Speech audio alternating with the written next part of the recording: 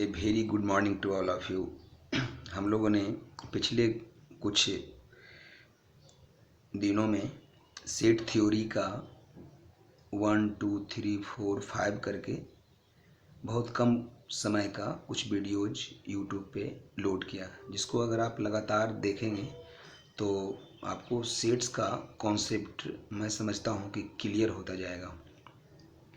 और हम लोगों ने अब तक जो है वो सेट थ्योरी को स्टार्ट करने के बाद हम लोग यहाँ तक पहुँच चुके हैं कि सेट्स का रिप्रेजेंटेशन किन तरीक़ों से होता है, और उसमें हम लोगों ने जानने का बखूबी प्रयास किया है कि किसी भी वेल डिफाइंड कलेक्शन का रिप्रेजेंटेशन दो तरह से होता है। एक रोस्टर फॉर्म जिसको हम लोग टेबलर फॉर्म भी कहते हैं, और एक सीट बिल्डर फॉर्म जिसमें हम लोग क्या करते हैं उसको प्रॉपर्टी के अनुसार लिखते हैं। जो चीज़ हम लोगों ने सेट थ्योरी का 5 4 ये सब वाले पार्ट्स में पढ़ा है, जिसको आप स्टार्टिंग से अगर आप यूट्यूब पे देखेंगे तो समझ पाएंगे।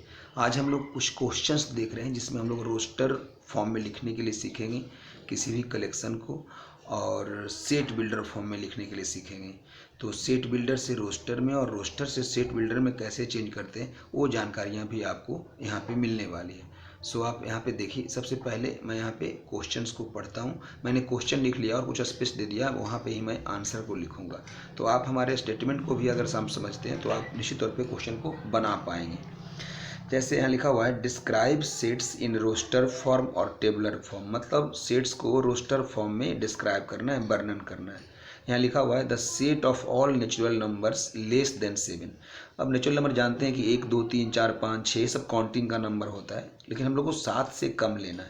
तो 7 से कम में क्या क्या आएगा बच्चों? 1 आएगा, 2 आएगा, 3 आएगा, कॉमा के साथ लिखना है, 4 आएगा, 5 आएगा और 6 आएगा। तो इसको करली ब्रैकेट में कॉमा के साथ बंद कर दिया। तो एलिमेंट को जब हम लोग चिपका देते हैं, लिस्ट कर देते हैं, तो उसे हम लोग रोस्टर फॉर्म कहते हैं। तो ये हम लोग रोस्टर फॉर्म में इसको लिख दिए। इसको हम लोग सेट ए बी कुछ भी मान सकते हैं कैपिटल लेटर्स। अब set of the all vowels in examination, यहाँ पे एक वर्ड लिया हुआ है एग्जामिनेशन, इसमें वॉवेल्स का कलेक्शन लेना है। तो वॉवेल कौन है बच्चों? ई है, ए है, आई है, ए है, आई है, ओ है। लेकिन हम लोगों ने क्या पढ़ा है कि किसी भी एलिमेंट का रिपीटेशन हम लोग सेट लिखने समय नहीं करते हैं। तो अगर ई लिया तो ए ले लेते हैं, उसके बाद फिर आई ले लेते हैं। रिपीट कोई नहीं करना है इसमें लिखने समय। आई ले लिया, फिर ए जो आ गया अगर लिखते हैं तो ए रिपीट कर जाएगा तो उसको नहीं लेना है। अगर आई दोबारा लेते हैं तो रिपीट कर जाएगा, नहीं लेना है। ओ ले लेते हैं। तो इस तरह से ई ए आई ओ, ये जो कलेक्शन हो गया इसे हम लोग कहेंगे रोस्टर फॉर्म। इसको कुछ भी मान लेते हैं। वैसे ही the set of cubes of integer, तो इंटीजर क्या क्या होता है बच्चों? 0 1 2 3 4 5, ऐसे ही -1 -2 -3। तो जब क्यूब करेंगे तो क्यूब करने पे 0 का क्यूब क्या आएगा? 0, +1 का क्यूब +1, और -1 का क्यूब -1। तो आप +-1 लिख सकते हैं। 2 का क्यूब 8, लेकिन -2 अगर इंटीजर है उसका क्यूब तो -8, तो +-8 लिख सकते हैं। वैसे 3 का +-27 लिख सकते हैं।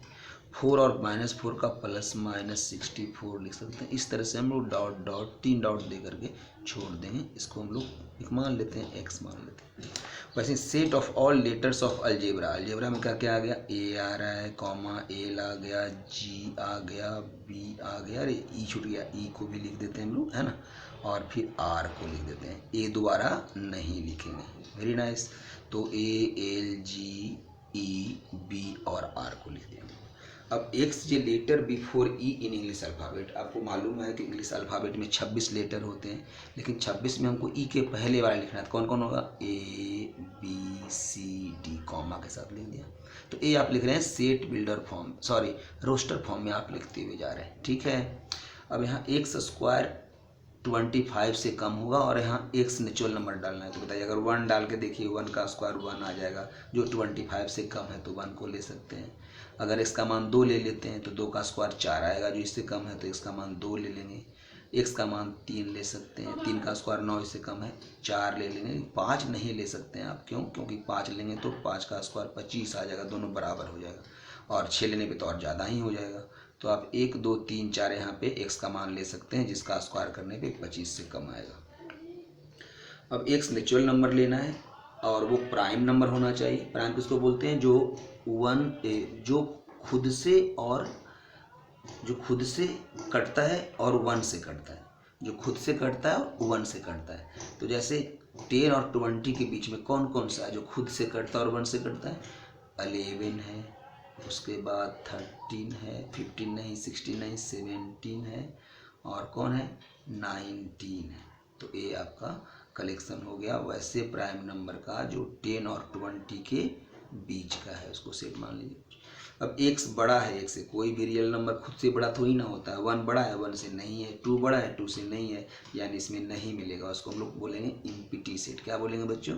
Empty set. तो उसको हम लोग कह सकते हैं 5। ये इसको ऐसे लिखा जाता है, इस तरह से भी आप इसको छोड़ सकते हैं ना।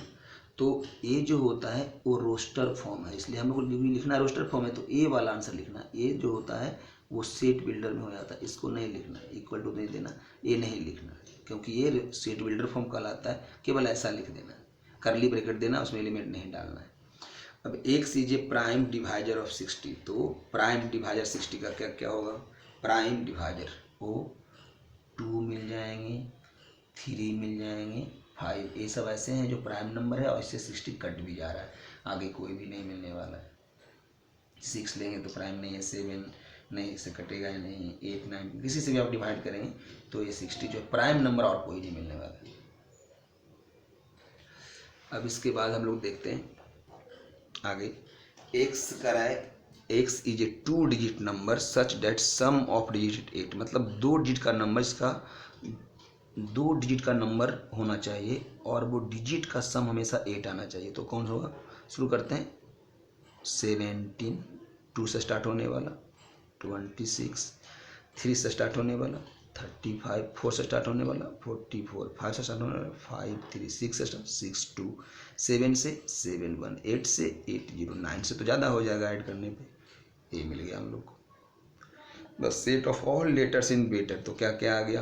बी, ई 2 बार आ रहा है तो 1 ही बार लिखेंगे, टी 2 बार आया तो 1 ही बार लिखेंगे, और एक आर लिख देंगे। Very nice. ये सब आप लिख रहे हैं रोस्टर फॉर्म में। अब यहाँ पे दिया हुआ क्या? सेट बिल्डर में, और लिखना है रोस्टर में। एन का मतलब क्या बता रहा है? 1 और 5 के बीच का। Very good. यहाँ पे एक चीज़ और देना चाहिए था, एन नेचुरल नंबर। क्या? Natural number. तो अगर 1 पुट करेंगे तो 2 बन जाए, 2 - 1 तो 1 आ जाएगा। एन का मान 2 ले लेंगे, 2 दूना 4 में से 1 गया 3 तो 1/3 आ जाएगा। एन 3 लेंगे तो 3 2 या 6 - 1 5 1/5 आ जाएगा। 4 लेंगे तो 1/7 आ जाएगा। और 5 तक लेना है तो 5 अगर ले लेंगे तो 5 2 या 10 - 1, 10 - 1 क्या होता है बच्चों? 9, तो 1/9 हो जाएगा। इस तरह से हम लोगों ने। अब एक्स इंटीजर जो है -1/2 और 9/2 के बीच में है। तो एक्स इंटीजर है -1/2 और 9/2 के बीच में। 9/2 का मतलब 4.5 कर सकते हैं, और -1/2 का मतलब -0.5 कर सकते हैं। अब इसके बीच में आपको देखना है क्या? इंटीजर। तो क्या क्या आएगा? 0 1 2 3 और 4 आएगा, क्योंकि 5 तो जाएगा ही नहीं, उधर बड़ा हो जाएगा फिर एक्स। तो describe the set in set builder. अब इसको सेट बिल्डर फॉर्म में लिखना है। अब किस फॉर्म में लिखा हुआ है? अभी लिखा हुआ है रोस्टर फॉर्म में, लिखना है सेट बिल्डर में। तो कैसे लिखेंगे? इसका प्रॉपर्टी से लिखेंगे। तो x such that x less than 7 और x natural number. Very good. Natural number होगा और 7 से कम तो ऑटोमेटिकली 1 से 6 तक ही होगा। ए 5 का स्क्वायर दिख रहा है, ए 5 का क्यूब है, ए 5 का 4 है, यानी बी क्या लिख रहे हैं? ऐसे एक्स एलिमेंट है, ये सब एलिमेंट को एक्स मान लिया हम लोगों ने। वो एक्स क्या है? तो एक्स का पावर, एक्स क्या है? बहुत समझिएगा, एक्स क्या है? तो एक्स है, एक्स इज इक्वल टू 5 का पावर n, जहाँ n क्या है? Natural number. लेकिन बच्चों n का नेचुरल नंबर मैक्सिमम 4 रखने पर ही इतना आ जाएगा। तो नेचुरल नंबर भी क्या होगा? लेस देन इक्वल टू 4 होगा, है ना। तो आपको 1 से 4 तक पुट करेंगे तो ये आ जाएगा। अब x 0 दिया हुआ है। अब 0 देने का मतलब बहुत सारा आप लिख सकते हैं, जैसे mod x इक्वल टू 0 कह दें, है ना। x such that mod x equal to 0 x real. कुछ और भी बोल सकते हैं, x square equal to 0 x real. इसमें x का मान केवल 0 आता है। अब इसमें क्या लिखेंगे, x equal to x such that x, जो एलिमेंट सारे एलिमेंट को हम लोग एक्स मान रहे हैं, एक्स क्या होना चाहिए, तो एक्स होना चाहिए 1/n। और 1/n से कैसे मिलेगा, जब हम n क्या डालेंगे, नेचुरल नंबर डालेंगे। तो इस तरह से ए जो है वो हम लोगों ने सेट बिल्डर फॉर्म में लिख दिया, किसको, जो रोस्टर फॉर्म में लिखा हुआ था उसको। तो हम समझते हैं कि ये आपको अच्छी तरह से समझ में आ गया होगा। जहाँ भी दिक्कत हो आप हमें इस नंबर पे कॉल करेंगे 9835487988 या व्हाट्सअप कर देंगे, तो मैं आपको कुछ जानकारी देने का प्रयास करूँगा। Thank you.